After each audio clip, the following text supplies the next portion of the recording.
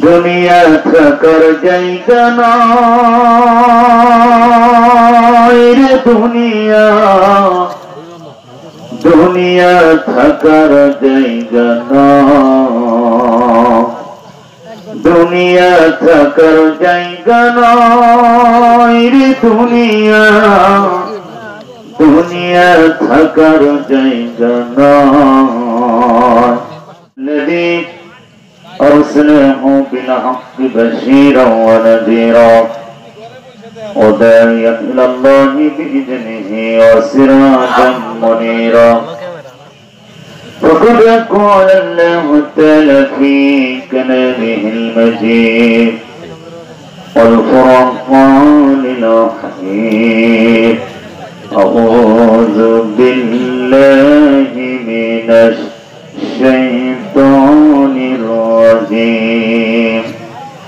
بسم الله الرحمن الرحيم. الذين آمنوا وهاجروا وجاهدوا في سبيل الله،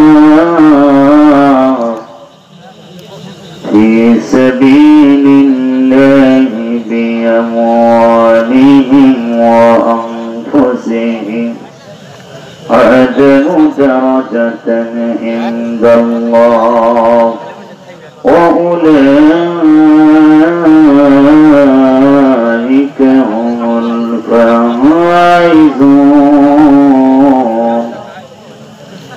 وقال رسول الله صلى الله عليه وسلم: طلب العلم فريضة على كل مسلم والمسلمة، إن الله وملائكته يصلون على النبي يا أيها الذين آمنوا صلوا عليه وسلموا تسليما. درود إبراهيم. اللهم صل على محمد وعلى آل محمد كما صليت على إبراهيم وعلى آل إبراهيم إنك حميد مجيد. اللهم بارك على محمد وعلى آل محمد كما باركت على إبراهيم وعلى آل إبراهيم إنك حميد مجيد. بكماله كشف الدجى بجماله، حسنت جميع خصاله، صلوا عليه وآله. الحمد لله. একটু চুপ থাকেন, এই বিজার ভাইরা একটু আপনার থাকেন না, একটু চুপ থাকেন আমার ভাইয়ারা। আল্লাহ নবীর ঘরের জন্য দুনিয়া খুলিকে এই দুনিয়ায় চিরদিন থাকবো না। আজকে রাত আমার আপনার জীবনের শেষ রাত হতে পারে, কোনো গ্যারান্টি ওয়ারেন্টি নাই। কথা বলেন ঠিক কিনা? কোনো গ্যারান্টি নাই, কোনো ওয়ারেন্টি নাই বাজান। এই জন্য আজকে রাতে আমি আপনি দুনিয়ায় থাকতে পারি না থাকতে পারি। আল্লাহ পাক বলেন, বান্দারা আমার দিনের জন্য যারা শুকরিয়া আদায় করবে, আমার পথে ব্যয় করবে, লাইন সেবার তোমরা জিদান্নাকুম, বান্দা নিয়ামতের শুকরিয়া আদায় করবি, আমি তোদের নিয়ামত বাড়াই দেব। আল্লাহর তোমার জমিনে আমার বন্দেগী করবে, আমি আল্লাহ তোমাদেরকে কোন পৃথিবীতে পাঠিয়েছি। তোমরা যদি আমার গোলামি করো দর্শক, তোমাদের কোনো টেনশন থাকবে না, চিন্তা থাকবে না। আল্লাহ পাক বললেন, ফালাহুম আজরুহুম ইনদা রাব্বিহিম। আল্লাহ পাক বলেন, অবশ্যই আমি তাদেরকে পুরস্কার দেব। জোরে বলুন সুবহানাল্লাহ। আমার ভাইয়েরা, এই মাদ্রাসায় সন্তান যদি পান, একটা সন্তান আলেম হবে, একটা সন্তান হাফেজ হবে। সংক্ষিপ্ত বলে যাই বাজান দিল, একজন হাফেজের সম্মান আমার আল্লাহ কেমন দেবে? কিতাবের ভিতরে আছে, হাফেজ সাহেব যখন জান্নাতের দিকে দৌড়াতে থাকবে, জান্নাতে যাওয়ার আগে এক নয় দুই নয় ৭০,০০০ গেট তৈরি হয়ে যাবে হাফেজের সম্মানের কারণে। প্রতিটা গেটের ভিতরে ৭০ জন ফেরেশতা দাঁড়িয়ে যাবে, ফুল নিয়ে তারা ওয়েলকাম জানাবে। হাফেজ সাহেব দৌড়াতে দৌড়াতে চলে যাবে। জান্নাতের মেন গেটে হাফেজ সাহেব দাঁড়িয়ে যাবে। কিতাবের ভিতরে আছে, জান্নাতের গেট এত সুন্দর গেট, ওই হাফেজ সাহেব জান্নাতের গেটের দিকে ৭০ বছর তাকিয়ে থাকবে। চোখের পলক পড়বে না, জোরে বলেন সুবহানাল্লাহ। একটা সন্তান আলেম বানাবেন, একটা সন্তান হাফেজ বানাবেন, বাবার কবরের পাশে গিয়ে দোয়া করবে, ইয়াসিন পড়বে, রহমান পড়বে। আর আপনার সন্তান যদি মদখোর হয়, গাঁজাখোর হয়, হিরোখোর হয়, নারীখোর হয়, আপনার কবরে আযাব বাড়বে না কমবে? জোরে বলেন বাড়বে না কমবে? আমার ভাইয়েরা, ফরিদপুরের বাসী কান দিয়ে চলে যায়, দুইটা সন্তান আছে, একটা সন্তান হাফেজ বানান, আলেম বানান, দেখেন এই সন্তানের জন্য আপনার কি হয়। আজকে মুফতি আমির হামজা আছে, এই জন্য আপনারা দৌড়ে দৌড়ে ছুটে ছুটে এসেছেন, কারণ এই মুফতি আমির হামজা তো কোনো মায়ের সন্তান, কোনো বাবার সন্তান, কথা ঠিক। আমার ভাইয়েরা, এই জন্য আল্লাহ রাব্বুল আলামিন পৃথিবীতে কোরআন নাযিল করেছেন, গোটা পৃথিবীর মানব জাতির হেদায়েতের জন্য। কোরআন যারা মেনে নেবে, ওদের কোনো চিন্তা থাকবে না, কোনো টেনশন থাকবে না। কোরআন হচ্ছে আলো, কোরআন হচ্ছে নূর, যার ভিতরে কোরআন চলে যাবে সেই আলোকিত হয়ে যাবে। জোরে বলেন সুবহানাল্লাহ। আমার ভাইয়েরা, হাফেজ সাহেব জান্নাতের ভিতরে, এক পা জান্নাতের ভিতরে আর এক পা জান্নাতের সিঁড়িতে, হঠাৎ করে পেছন থেকে ফেরেশতা জামা টেনে ধরবে।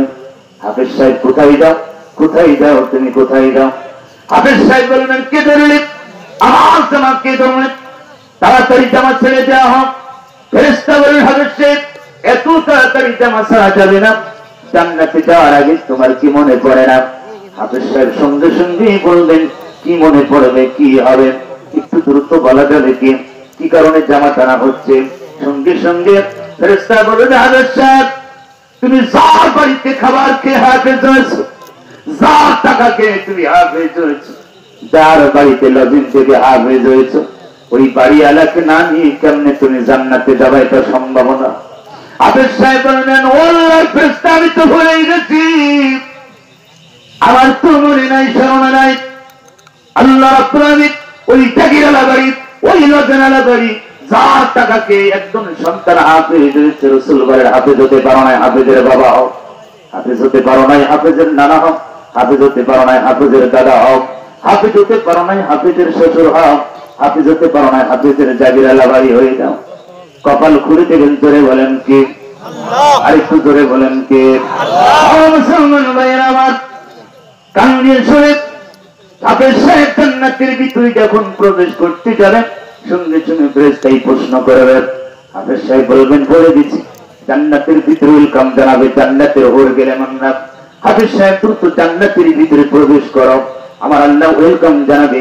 হাফেজ সাহেব জান্নাতের ভিতরে যখন প্রবেশ করবে, আল্লাহ রাব্বুল আলামিন হাফেজ সাহেবকে ডেকে বলে, ও হাফেজ সাহেব আর দেরি করো না, দ্রুত কোরআন স্টার্ট দিয়ে দাও।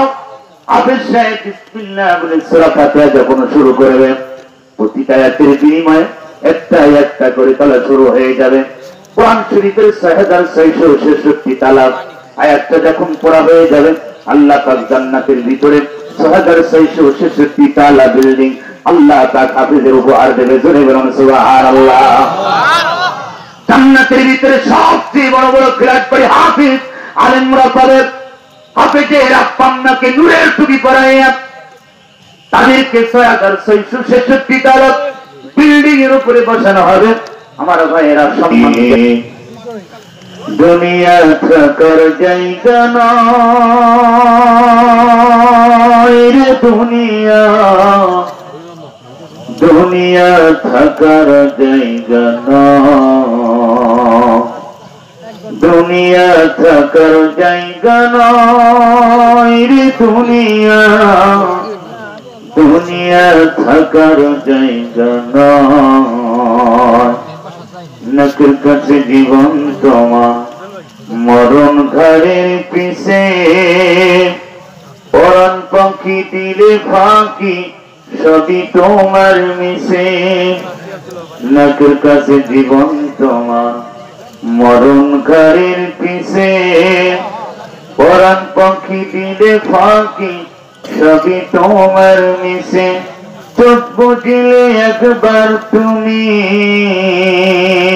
হায়রে চোখ বুঝিলে একবার তো ফিরে আইবা না, দুনিয়া থাকার জায়গা না, দুনিয়া থাকার জায়গা নয় রে দুনিয়া, দুনিয়া থাকার জায়গা নয় বালাগান উলা বিকমালিহি কাশাফাত দুজা বিজামালিহি হাসনাত জামিউ খিসালিহি সাল্লু আলাইহি ওয়া আলিহি আলহামদুলিল্লাহ